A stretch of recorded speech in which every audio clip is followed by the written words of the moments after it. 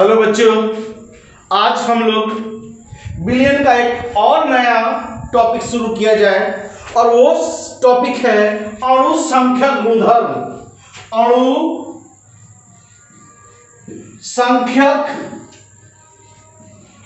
गुणधर्म, ये अणु संख्या गुणधर्म के बारे में आज हम लोग पढ़ेंगे। देखिए, ये बहुत ही इंपॉर्टेंट टॉपिक है, बहुत ही इंपॉर्टेंट टॉपिक है, बहुत ही इंपॉर्टेंट टॉपिक है।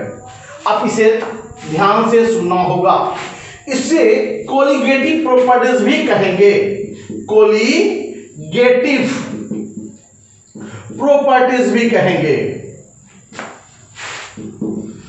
अब आप समझो कि ये क्या चीज है। देखिए, आपका बिलियन है, बिलियन में तो आपको एक होना चाहिए विलायक,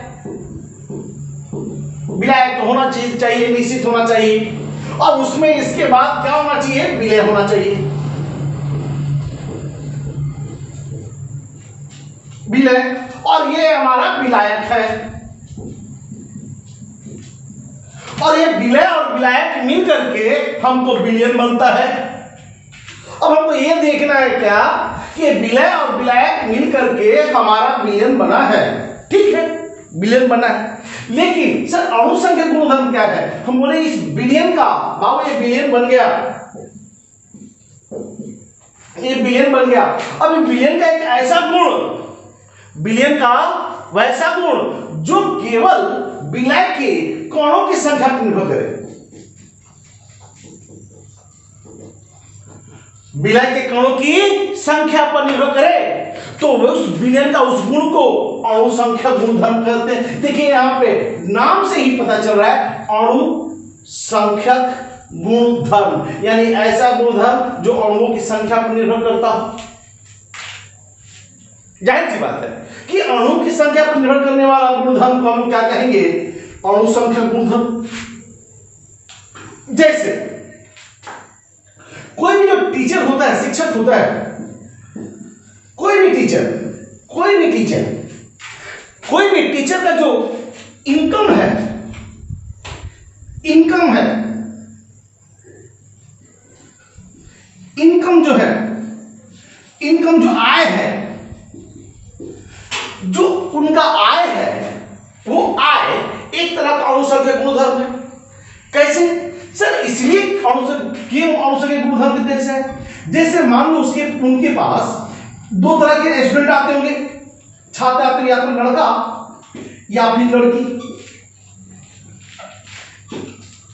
अगर ये 100 लड़का हो तो आय जितना होना चाहिए 100 लड़की के द्वारा भी उतना ही आय होगा, यानी कि उनकी आय लड़का की संख्या पर निर्भर करता है। अगर 100 के बदले 200 लड़का हो गया तो उनकी आय बढ़ गया। लेकिन लड़का के बदले 50 लड़का और 50 लड़की है, यानी 100 तो है, इनकम तो उतना ही होगा। 25 लड़का और 75 लड़की है तो इनकम वही होगा।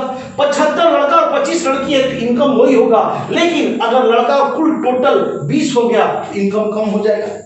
कहने का मतलब इनका इनकम केवल इनकी संख्या पर निर्भर करता है, चाहे वो लड़का हो चाहे लड़की हो, उससे मतलब नहीं है। बस संख्या देखना चाहिए, संख्या जितना ही ज्यादा होगा उतना ही इनका इनकम ज्यादा होगा। संख्या कम गया, इनका इनकम कम गया। ये लड़का पे और लड़की पे निर्भर नहीं करता है। केवल बहुत ज्यादा संख्या, केवल लड़का है तो इनकम बहुत ज्यादा है, केवल लड़की है तो इनकम बहुत ज्यादा है। लेकिन लड़का की संख्या कम गया तो इनकम भी कम गया। लड़का और लड़की मिलाकर भी बहुत ज्यादा है तो इनकम बहुत ज्यादा है। यानी कि ना तो ये लड़का पे निर्भर करता है, ना ही लड़की पर निर्भर करता है, और ये केवल निर्भर करता है कि उनकी संख्या पर। ठीक उसी तरह से यहां पे आप यहां पे विलय के रूप में ग्लूकोज लो, फ्रुक्टोज लो, सुक्रोज लो, कुछ नहीं लो, उससे क्या मतलब है? उससे मतलब नहीं है। अगर इन लोगों के अणुओं की संख्या समान है तो अणु संख्या गुण क्या होगा, समान होगा। कहने का मतलब कि केवल संख्या पर निर्भर करेगा, न कि उसके प्रकृति पर निर्भर नहीं करेगा। वैसे गुणधर्म को हम अणु संख्या गुणधर्म कहेंगे। यानी कि वैसे बिलियन का विलयन का वह गुणधर्म, एक तरह का आदर्श विलयन जो हम लोग बाद में बात करेंगे, हम लोग बाद में बात करेंगे कि आदर्श विलयन का वह गुणधर्म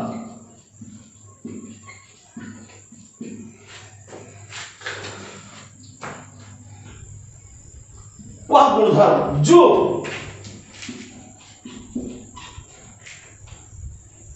विलायक के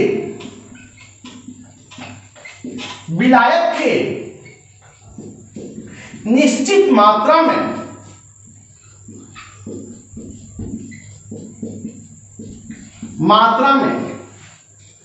विलय की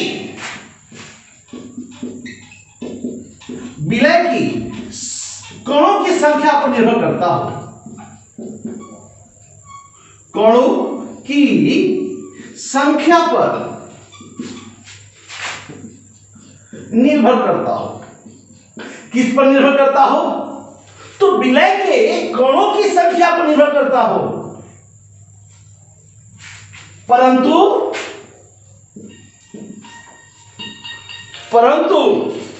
विलय के प्रकृति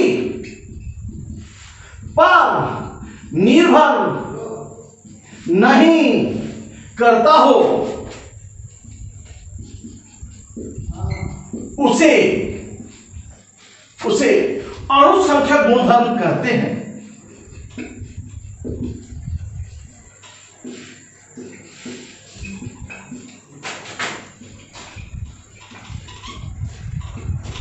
उसे क्या कहते हैं? उसे अणु संख्या गुणधर्म कहते हैं। यानी कि ऐसा गुणधर्म जो केवल और केवल संख्या पर निर्भर, बस इतना ही दिमाग में रखना है कि विलय के कणों की संख्या पर निर्भर करता है। बस दिमाग में बस यही बैठाना है कि वैसा गुणधर्म जो विलय के कणों की संख्या पर, या सिंपली कहो कणों की संख्या बढ़ेगा तो मोल भी तो बढ़ेगा बाबू।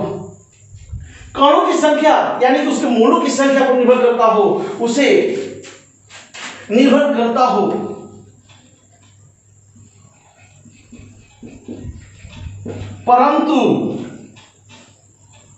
परंतु विलय की प्रकृति पर निर्भर नहीं करता हो, उसे अणु संख्या गुणधर्म कहते हैं। यानी कि फिर से आदर्श विलयन का वह गुणधर्म जो विलायक के निश्चित मात्रा में विलय के कणों की संख्या पर निर्भर करता है, परंतु विलय के प्रकृति पर निर्भर नहीं करता है। कहने का मतलब कि ग्लूकोज है, फ्रुक्टोज है, सुक्रोज है, फलाना है, ढेकनवा है, उससे मतलब नहीं है। सिर्फ मतलब है तो उसकी संख्या, सिर्फ मतलब है तो क्या है? उसकी संख्या। अगर संख्या बढ़ गया तो ये गुणधर्म बढ़ जाएगा, संख्या घट गया तो ये गुणधर्म क्या हो जाएगा? घट जाएगा। अब हम लोग को जानना है कि कौन कौन सा गुणधर्म है।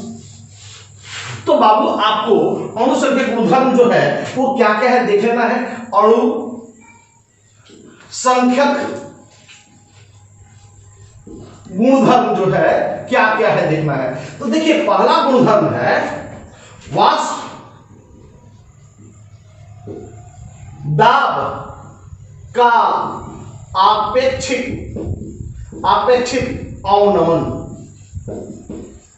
देखिए अवनमन का मतलब था कमी, यहां दिमाग में बैठा लेना, कमी। यानी कि वाष्प दाब का आपेक्षिक अवनमन यानी कि एक तरह का कमी है, और वो कमी है वाष्प दाब में कमी। यानी कि वाष्प दाब अणु संख्या गुणधर्म नहीं है भैया, दिमाग में बैठा लो। वाष्प दाब अणु संख्या गुणधर्म नहीं है, वाष्प दाब में आपेक्षिक अवनमन गुणधर्म है, अणु संख्या गुणधर्म। इस चीज को दिमाग में बैठाना है। क्या है वाष्प दाब? आपसे ऑब्जेक्टिव में पूछा जा सकता है, निम्न में से कौन सा अणु संख्या गुणधर्म नहीं है, और एक ऑप्शन दे देगा वाष्प दाब। तो आप सर तो बताया है वाष्प दाब नहीं, वाष्प दाब में कमी जो है, अपेक्षित कमी अवनमन जो है वो अणु संख्या गुणधर्म है, वाष्प दाब अणु संख्या गुणधर्म नहीं है। समझ में आया? दूसरा है क्वाथनांक में उन्नयन का मतलब होता है वृद्धि। यानी कि उन्नयन का मतलब क्या होता है? वृद्धि। यानी कि एक लाइन में हम बोले कि क्वाथनांक में वृद्धि, क्वाथनांक में वृद्धि। तो वृद्धि भी बोलते तो चलता, लेकिन टर्म दिया हुआ है क्वाथनांक में उन्नयन, तो क्वाथनांक उन्नयन को ही लिया जाए। यानी कि क्वाथनांक एक अणुसंख्यक गुणधर्म नहीं है, ये क्वाथनांक में उन्नयन जो है ये अणुसंख्यक गुणधर्म, इसको ध्यान रखना है। आपसे ऑब्जेक्टिव में ये भी दे सकता है कि निम्न में से कौन सा अणुसंख्यक गुणधर्म नहीं है, तो वाष्पदाब का अपेक्षित अवनमन, क्वाथनांक और चार्टा दे देगा। तो क्वाथनांक हम सही मानेंगे क्योंकि क्वाथनांक अणुसंख्यक गुणधर्म नहीं है। क्वाथनांक में जो वृद्धि होता है वो अणुसंख्यक गुणधर्म है। जैसे मान लो कि 100 डिग्री है अभी इसका क्वाथनांक, अब हो गया 102 डिग्री, यानी कितना वृद्धि हुआ? तो 2 डिग्री वृद्धि हुआ, 2 डिग्री वृद्धि हुआ। अब 2 डिग्री वृद्धि हुआ तो बाबू ये है अणुसंख्यक गुणधर्म। यानी कि ये कणों की संख्या पर निर्भर नहीं करेगा, ये कणों की संख्या पर निर्भर नहीं करेगा, ये निर्भर करेगा कणों की संख्या पर। यानी जितना ज्यादा कणों की संख्या बढ़ाइएगा, जितना ही ज्यादा कणों की संख्या बढ़ाइएगा, उसके दोनों का बीच का जो अंतर होगा यानी जो वृद्धि होगा उतना ही ज्यादा होगा।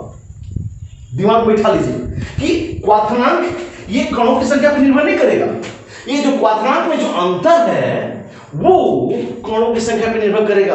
अगर कणों की संख्या बढ़ा देंगे तो ये अंतर बहुत ज्यादा बढ़ जाएगा, अगर कणों की संख्या घटा देंगे तो ये अंतर घट जाएगा। यानी कि इन लोगों के बीच का अंतर देखना है कि अणुसंख्यक गुणधर्म है जो कणों की संख्या पर निर्भर करता है। ठीक उसी तरह से तीसरा है हिमांक।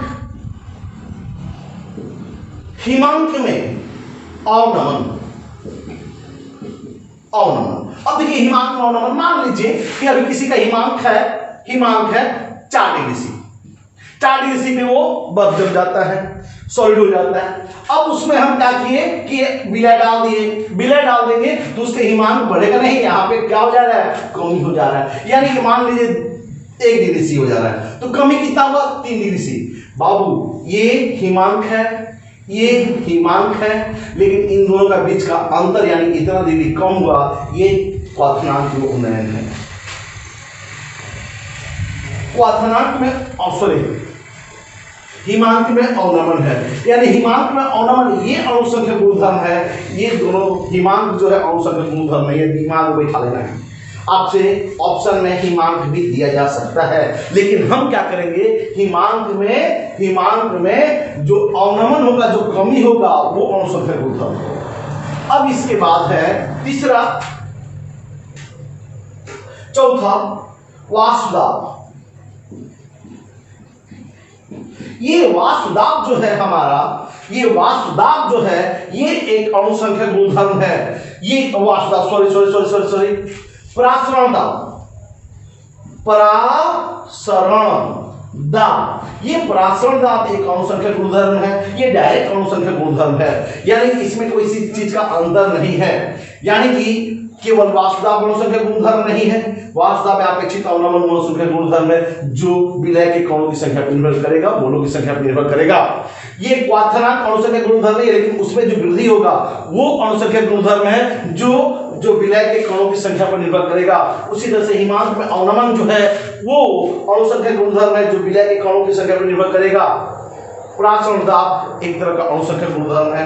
आप तो इन अणुसंख्यक गुणधर्म को तो पढ़े ही होंगे, अब पढ़े आप तो देख लिए। अब इन्हीं चारों को बारी-बारी से हमें अध्ययन करना है, तो आप पहले इसे नोट कर लो, तब इसके बाद बारी-बारी से हम लोग अध्ययन करेंगे।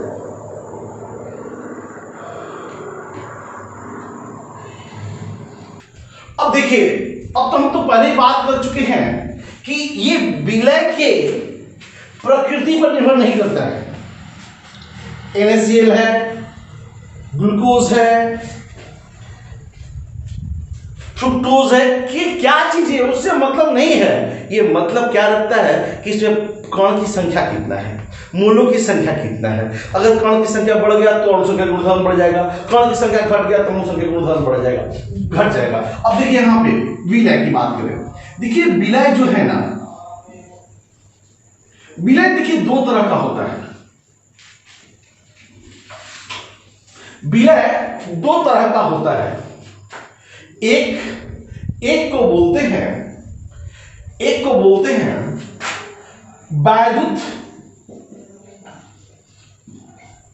अन अपघट्य, वैद्युत अनपघट्य। और दूसरे को बोलते हैं वैद्युत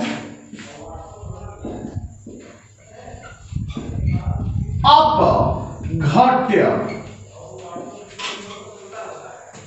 वैद्युत अनपघट्य और वैद्युत अपघट्य। देखिए यहां पे वैद्युत अन नहीं, अपघट्य में वियोजन होगा, यानी कि उसमें आयनों में वियोजित नहीं होगा। और ये वैद्युत अपघट्य यानी कि ये टूट जाता है, यानी कि ये ऐसा बोले एक लाइन में छोटा छोटा मोटा हम बात करके देखें तो इसमें क्या करेंगे कि वैसे विलय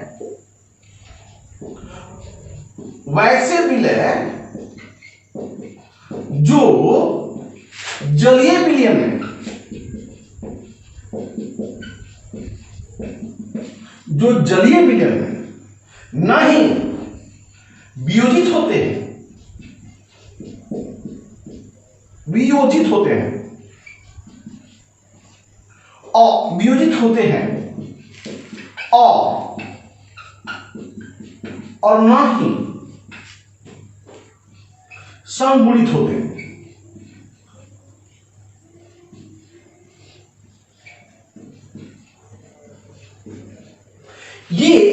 ये ऐसा विलय होता है कि जलीय विलयन में न तो वियोजित होता है न तो संगुणित होता है, यानी कि अगर पांच कण डाले हैं विलयन में तो 5 ही रह जाएगा, यानी इसमें टेंशन करने की जरूरत नहीं है।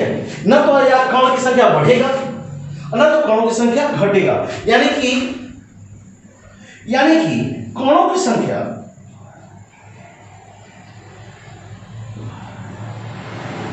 संख्या जो होगा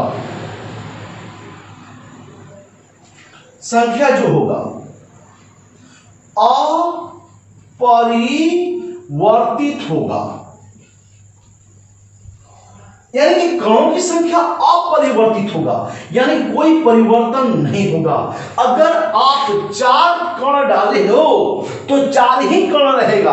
अब हम 4 कण एग्जांपल देके बात कर रहे हैं कि अब 4 कण पकड़ नहीं लेना है कि 4 ही कण डालेंगे, मतलब कहने का मतलब ना तो वियोजित होता है ना तो संगुणित होता है। अब वियोजन का माने टूटता है, ना तो ये टूटेगा तब संख्या बढ़ेगा, जोड़ेगा तो संख्या घटेगा, ना तो ये टूटता है और ना ही जुड़ता है। संगुणित माने जुड़ना, वियोजित माने टूटना, ना तो टूटेगा ना तो जुटेगा, और जुटेगा और टूटेगा नहीं तो कणों की संख्या में क्या होगा कि कोई वृद्धि नहीं होगा। और जब कणों की संख्या में कोई वृद्धि नहीं होगा तो जितना कण हम डाले थे विलय का उतना ही कण रह जाएगा, यानी अणु संख्या मूलधन का गणना करने में कोई प्रॉब्लम नहीं होगा, यानी कि हम आसानी से गणना कर सकते हैं। अगर ऐसा है वैद्युत अनपघट्य है तो दिमाग में बैठा लीजिए कि हम न्यूमेरिकल बनाएंगे तो सही बनाएंगे, एकदम सही जाएगा, क्योंकि जितना कण डालने के लिए बोल रहा है उतना ही कण डालना, उतना ही कण रहेगा, क्या ना तो टूटेगा ना तो जुटेगा। अब इसमें कौन कौन से उदाहरण आते हैं इसका एग्जाम्पल आपको दिया जाएगा। ग्लूकोज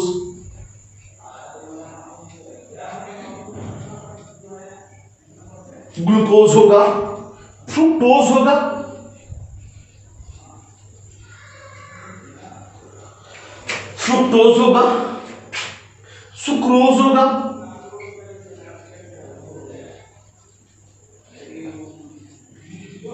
सुक्रोज होगा, इत्यादि etc। अगर ये सब दे, यूरिया दे, यानी कि जो भी कार्बनिक यौगिक देता है तो कार्बनिक यौगिक जो भी होगा वो जल में डालोगे तो बाबू टूटेगा नहीं, वियोजन नहीं होगा, बशर्ते कार्बनिक यौगिक में अम्ल नहीं होना चाहिए। अब देखिए, यानी कि अगर 4 मोल डाला है तो 4 ही मोल रहेगा, 5 मोल डाला है तो 5 ही मोल रहेगा, इसमें कोई टेंशन करने की जरूरत नहीं है। अब देखिए वैद्युत अपघट्य किसको बोलते हैं, यानी कि वैसे विलय जो जलीय विलयन में जो वियोजित या संगुणित होते हैं, वियोजित या संगुणित होते हैं,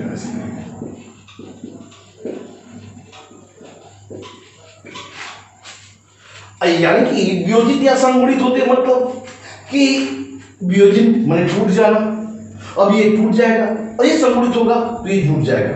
अब यहाँ पे टेंशन हो गया, अगर ऐसा विलय डाला जो टूट जा रहा है तो उसमें जो अगर 5 मोल डाला है, 5 कण डाला है तो टूट के 10 कण भी हो सकता है, 15 कण भी हो सकता है, 20 कण भी हो सकता है। आप तो बोल रहे हो कि हम 5 कण डाले, लेकिन हो जा रहा है कितना, 20 कण। आपका न्यूमेरिकल गलत हो जाएगा।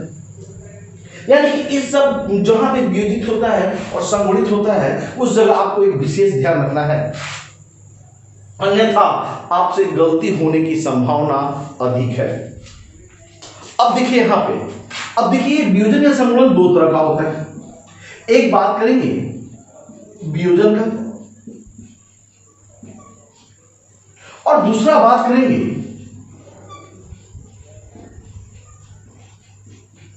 संगुणन का। अब देखिए वियोजन में क्या होगा, वियोजन में क्या होता है, कणों की संख्या में वृद्धि होगी,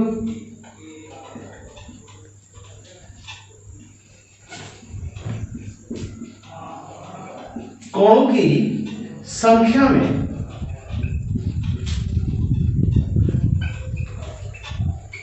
वृद्धि होगा, यानी कणों की संख्या में क्या हो जाएगा, वृद्धि हो जाएगा। अब बताइए, आप कणों की संख्या में बड़ी वृद्धि हो जाएगा तो आप अणु संख्या गुणधर्म में वृद्धि हो जाएगा। अब इसमें क्या होता है, टूट जाता है। जैसे मान लो एक एग्जांपल के तौर पे सीखा जाए, जैसे मान लो NaCl कोई भी आयनिक यौगिक दे दिया जाए, अगर आयनिक यौगिक को जल में डाला जाए तो आयनिक यौगिक जल में डाला जाए तो ये क्या हो जाता है, जल में टूट जाता है Na+ में और प्लस Cl- में। अब बताइए, आप तो दिमाग में बैठाए ओ हमने तो 1 मोल डाला हुआ है, लेकिन वास्तव में 1 मोल नहीं हो जाता है, वो 1 मोल Na का और 1 मोल Cl का हो जाता है।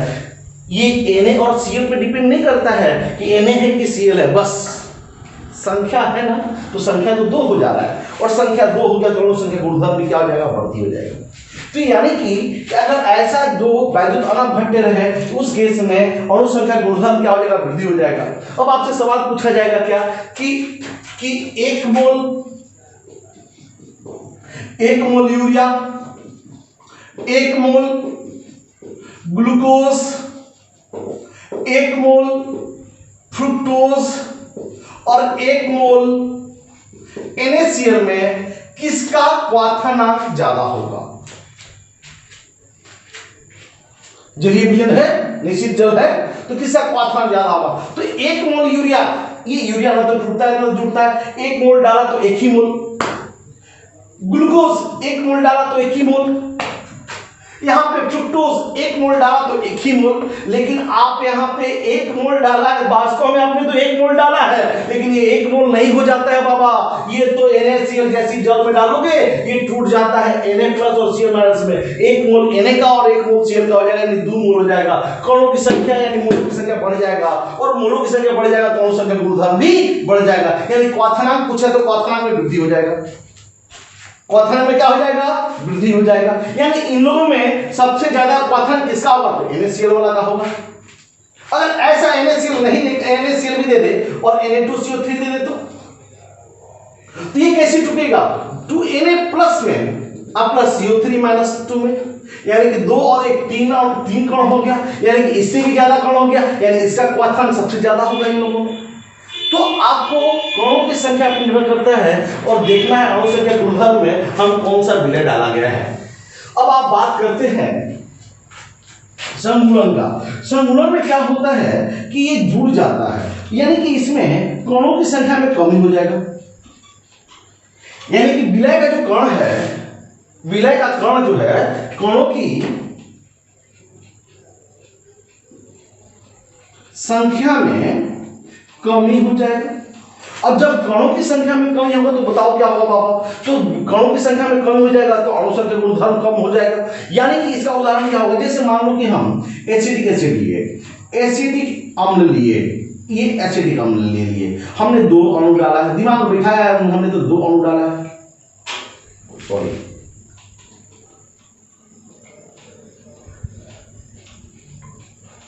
ये हमने तो 2 अणु डाला है, हमने दिमाग में बैठाया कि 2 अणु डाला है।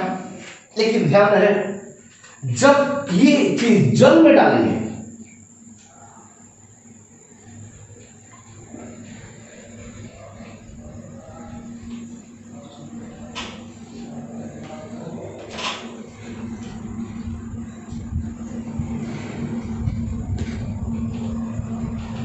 जब इसे जल में डालें, ध्यान रहे, जैसे आप इसे जल में डालोगे तो ये इसी तरह से टूट जाएगा। अम्ल है ये, और अम्ल इसे कहते हैं जो H+ आयन देता हो, H+ आयन दे देगा तो यहां से H+ आयन टूट जाएगा।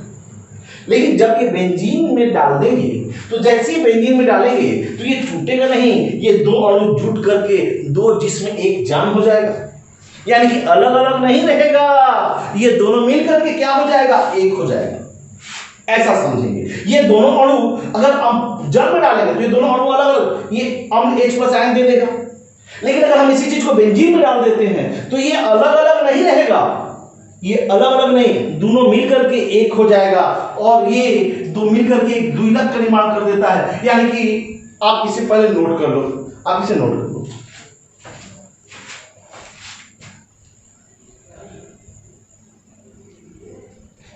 यहां पे इसी चीज को फिर से लिख लेते हैं, आप इसको यहां ध्यान दें। ये है क्या है, एसिटिक अम्ल है। वहां पे स्पेस नहीं रहने के कारण हम वहां पे छोड़ा, यहां पे बेंजीन दे दी। आप जैसे ही बेंजीन डालोगे तो जैसे ही बेंजीन डालोगे तो क्या होगा कि ये दोनों मिलकर के एक हो जाएगा, और CH3C डबल बॉन्ड OH ऐसा हो गया। अब यहां पे क्या होगा, HOC डबल बॉन्ड CH3। ये दोनों अलग अलग था, यहां पे दोनों अलग अलग था, जैसे ही लेकिन बेंजीन में डालेंगे दोनों के बीच हाइड्रोजन बंधन हो जाएगा, ये इसको बोलते हैं H बंधन, H बॉन्डिंग, H बॉन्डिंग हो जाएगा। और हाइड्रोजन बंधन हो जाने से ये क्या हो जाता है कि द्विलक का निर्माण कर देता है। द्विलक का मतलब कि दो मिलकर के एक हो जाएगा, दो मिलकर क्या हो गया, एक हो गया। अब आप बताओ कि दो मिलकर के एक हो गया, यानी कि अब ये एक अणु हो गया रे बाबा। जब ये एक अणु हो गया तो अणु संख्या गुणधर्म क्या हो जाएगा, कम जाएगा, क्या कि कणों की संख्या में तो कमी हो गया। तो आप इसको ध्यान रखना है कि कणों की संख्या कैसा है, बढ़ रहा है कि नहीं बढ़ रहा है। अगर नहीं बढ़ रहा है तो टेंशन नहीं करना है, अगर बढ़ रहा है तो अणु संख्या गुणधर्म बढ़ जाएगा, अगर घट रहा है तो अणु संख्या गुणधर्म घट जाएगा। आप इस चीज को ध्यान रखें, ठीक है। अब बारी बारी से हम लोग ये अगर हम लोग सीख लिए हैं तो अब हम लोग बारी बारी से सभी अणु संख्या गुणधर्म को अध्ययन करेंगे। अब हम वीडियो को लंबा नहीं करना चाहते, इसलिए अगले लेक्चर में अब हम लोग अणु संख्या गुणधर्म को देखेंगे। Thank you.